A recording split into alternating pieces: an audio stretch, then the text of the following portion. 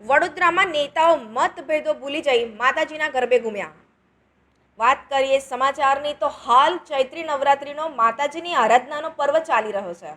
ત્યારે વડોદરાના સયાજગંજ વિધાનસભાના ધારાસભ્ય કેયુર રોકડિયા દ્વારા પોતાના નિવાસસ્થાને ચૈત્રી નવરાત્રિ નિમિત્તે ખાસ માતાજીની શક્તિ શ્રાવણના પૂર્વનું આયોજન કરવામાં આવ્યું હતું, જેમાં હાલના સાંસદ રંજનબેન ભટ્ટ અને ભાજપા સંસદના પદના ઉમેદવાર ડોક્ટર હેમાંગ જોશી મતભેદો ભૂલી જઈને ગરબે ઘૂમ્યા હતા।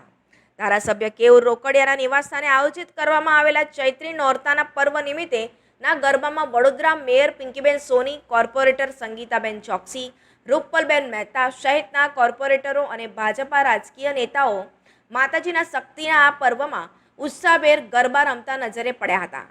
એક તબક્કે સાંસદની ઉમેદવારી કર્યા બાદ અનિચ્છા દર્શાવનાર રંજનબેન ભટ્ટ અને હાલના સાંસદના ઉમેદવાર ડોક્ટર હેમાંગ જોશી પણ ગરબા રમ્યા હતા। બંને સાથે ગરબા રમતા હતા અલબત્ત બંને વચ્ચે ધારાસભ્ય કેયુર રોકડિયા ગરબા રમતા હતા। ટિકિટ પરત કર્યા બાદ ગુમનામીના સરી પડેલા વડોદરાના સાંસદ રંજનબેન ભટ્ટ અચાનક જાહેર કાર્યક્રમમાં દેખાઈ દેતા વડોદરાનું રાજકારણ ગરમાયું છે।